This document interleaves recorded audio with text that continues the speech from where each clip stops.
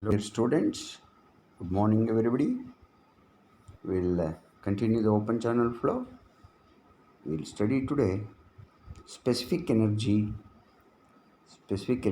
curve, critical flow, subcritical flow, supercritical flow based on the value of specific energy. We'll see today. The total energy of a channel flow referred to a datum is given by the equation total head energy per weight is equal to capital H is equal to Z plus d sin theta plus alpha v squared by 2g. That you can see from figure also very clearly. This is the horizontal bottom. You can consider it as datum. Z is the elevation above which the channel bottom is placed, channel bottom. Y is the depth of the channel, and V squared by 2G is up to the total energy line from the free water surface. This is the free water surface from which energy line is given by alpha V squared by 2G.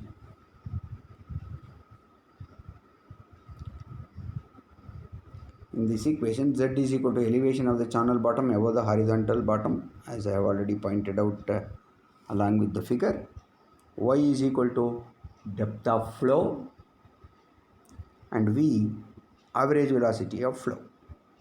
If the datum coincides with the channel bed at the section, the resulting expression is known as specific energy and it is denoted by capital E. That means if the datum, that is bottom of the horizontal bottom of the channel, is coincides with the channel bed at the section, the resulting expression is known as specific energy and is denoted by capital E. Specific energy is equal to d cos theta. This should have been cos theta. Instead of sin theta, this should have been cos theta. Plus alpha v squared by 2g. For theta is equal to 0, that is slope is very, very small. It is neglected. Therefore, cos 0 is equal to 1. D cos theta will become 1 and alpha is equal to 1 is also assumed. Therefore, d cos theta is equal to d is equal to y. In some books, d is taken. In some books, y is taken. If you see in some other book, h, small h also is taken as depth of channel. Therefore, specific energy E is equal to y plus v squared by 2g. Here, alpha is considered assumed to be unity and channel bed slope is very, very small and hence cos 0 is equal to 1. Thus, specific energy is defined as the energy per unit weight of flow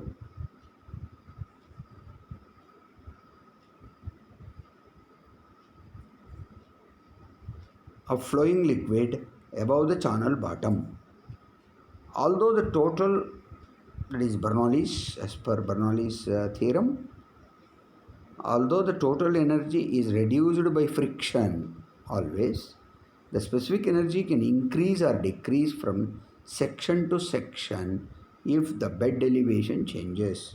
You see from the figure also, from section to section, as the bed elevation changes from the datum, naturally the specific energy also increase or decrease. However, for uniform flow, the specific energy remains constant along the flow. Now we know that E is equal to y plus q square divided by 2g capital A squared, where q is the discharge, A is the area.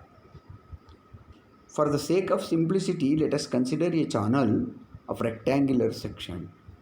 Let B small b is the width of the channel, small h depth of flow, and v is equal to velocity of flow, that is nothing but discharge divided by area, that is capital Q divided by BH. Therefore, Q by B is equal to discharge per unit width. Let us represent it by small q. Q is nothing but discharge per unit width, that is equal to capital Q divided by B, where B is the width of the channel. Hence, specific energy can be written as the above equation. This above equation can be written as E is equal to H plus small q square divided by 2g small h squared is equal to EP plus EK. EP plus EK. EP represents potential energy, EK represents kinetic energy. Specific energy curve. It is defined as the curve which shows the variation of specific energy with depth of flow. Capital E is equal to H plus Q squared divided by 2GH squared, that is equal to EP plus EK. This we have seen in the last or previous slide. Using above equation, a graph can be plotted as a plot of specific energy E. A graph can be plotted as a plot of specific energy E against the depth of flow H. Hence, for a given discharge Q, for different values of depth of flow, the corresponding values of E may be obtained. For a given discharge Q, remember, for a given discharge Q, for different values of depth of flow, the corresponding values of E may be obtained. Then a graph between specific energy taking along x-axis and the depth of flow h along y-axis may be plotted as shown in the figure on the next slide. Next slide we will come to that figure. Okay. Specific energy curve continued. E is equal to H plus Q squared divided by 2GH squared is equal to EP plus EK. As I already said, EP is nothing but potential energy, that is denoted by small h, and EK as Q squared by 2G H squared will be a parabola, kinetic energy, as I already pointed out. The specific energy curve may be obtained by first drawing a curve for potential energy, which will be a straight line passing through the origin, making an angle of 45 degrees with the axis.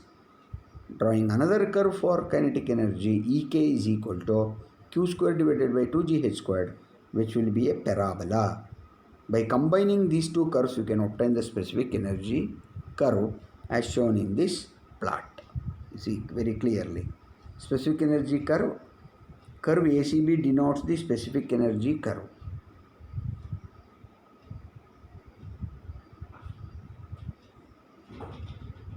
ACB is the specific energy curve. This is the straight line for potential energy EP, that is equal to H, and this parabolic curve represents kinetic energy E is equal to Q squared by 2GH squared, that is nothing but E suffix K. Clear? Now, combining those two curves, EP curve and EK curve, we will obtain the specific energy curve as shown in figure, as shown in the plot.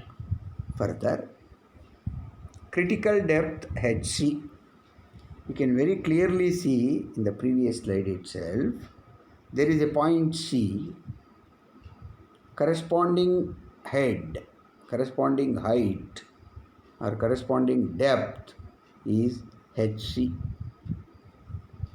Corresponding depth is hc, that is critical depth, where specific energy is minimum. So for a given discharge Q, E will be minimum, then depth will be critical. For any other specific energy value, you can see from this figure, for any value of specific energy E, there will be two depths. One is H1, and other one is H2. Right? These are known as conjugate depths or alternate depths.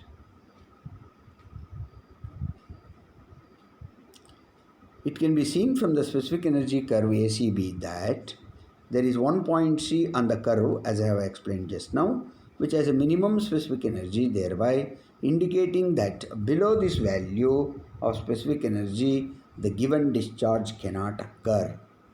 So below that value of E, discharge cannot occur. That's why we will say for a given discharge, E will be minimum, corresponding depth is critical. The depth of flow at which the specific energy is minimum is called critical depth. The mathematical expression for critical depth is obtained by differentiating the specific energy equation with respect to depth of flow and equating the same to 0. We will see that in the next slide. See, dE by dH is equal to 0. So we have to differentiate with respect to H, the specific energy, in order to get the critical depth. So d by dH of H plus Q squared by 2GH squared. This is the value of E, specific energy. This is the value of E. So we have to differentiate it. D by dH of H plus Q squared by 2GH squared is equal to 0. Therefore, 1 minus Q squared by GH cube is equal to 0. That is, small h is equal to Q squared by G whole to the power of 1/3. But when the specific energy is minimum, the depth of flow is critical. Therefore, instead of H, we have to replace it by Hc, so as to understand that E is minimum, therefore depth is critical, Q squared by G whole to the power of 1/3. Next, critical velocity Vc means the velocity of flow at critical depth is known as critical velocity, denoted by Vc. We know that small q is equal to capital Q divided by B, that is equal to area multiplied by h V by B, that is equal to BH V by B. BB get cancelled away, left with HV is equal to HCVC. But Hc is equal to Q squared by G whole to the power of 1/3, which is equal to GHC cube is equal to Q squared, because under the root GHC cube is equal to Q. Hence, under the root GHC cube is equal to HCVC. GHC is equal to VC squared. Hence, thereby, critical velocity Vc is equal to under the root GHC. This is the critical velocity. That means velocity of flow at critical depth is known as critical velocity. The magnitude of critical velocity is equal to under the root GHC. Minimum specific energy in terms of critical depth. So how to get minimum specific energy in terms of critical depth Hc? We know the general formula for specific energy. E is equal to H plus Q squared divided by 2G small h squared, where h is the